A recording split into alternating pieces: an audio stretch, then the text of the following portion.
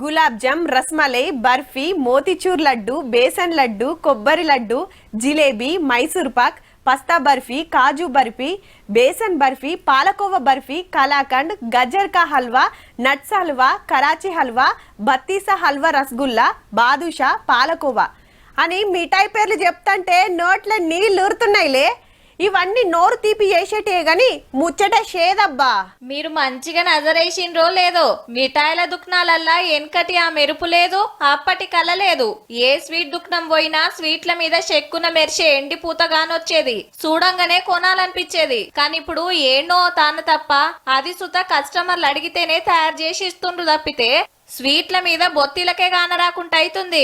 గీ పరిస్థితి ఎందుకు వచ్చిందంటే ఎండి రేటు బంగారంతో పోటీ పడ్డట్టే ఊరకబట్టే మరి. అప్పుడైతే వెండి రేటు 50,000 కేజీ ఉంటుంది, ఇప్పుడైతే 2 లక్షల పైననే పోయింది. ఉన్న వాళ్ళైతే డబ్బులు వాళ్ళు తీసుకుంటారు, ఏదో ఒకటి ఎక్కువ తక్కువ తీసుకుంటారు. లేక వాళ్ళు అంటే ఎట్లా చేయాలి? ఇగేముంది, గంతగానం రేటు పెట్టి కొనలేక స్వీట్ షాపులోళ్ళు ఎండి రేకులు కొనుడు బంద్ పెట్టిండ్రు, స్వీట్ల మీద వర్షుడు లేదు. ఆ వాడకం చేస్తే రేటు పెంచాలే, అట్లా చేస్తే పబ్లిక్ మెచ్చరాయే.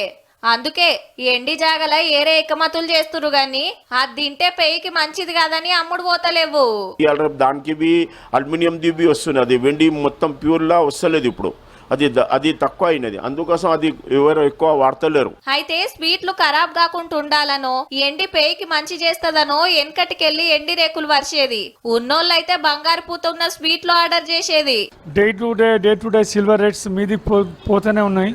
దాని గురించి మేమంతా స్వీట్స్లో పెట్టడం చాలా తక్కువ చేసాం. మోర్ దెన్ 1200 రేంజ్, 1400 రేంజ్ పైన స్వీట్స్ మీదనే మేము సిల్వర్ ఫాయిల్ పెడుతున్నాం. అన్ని మిఠాయిల మీద పెడదామా అంటే మాకు గిట్టదనబట్టే ఎండి లేకుండా ఏక్ నెంబర్ నెయ్యి, పాలు, డ్రై ఫ్రూట్స్ ఆడకం చేసి కమ్మగుండే ఇకమతి చేస్తున్నారు. ఆడతారు కానీ మేము పెట్టి ఇస్తలేము, ఎందుకంటే మాకు కూడా అది వర్కౌట్ కాదు కదా. అయినా మిఠాయి అంటే మిఠాయే గాని మీద ఏది అక్క పెడితేంది పెట్టకుంటేంది, గమ్మతి ముచ్చట కాకుంటే.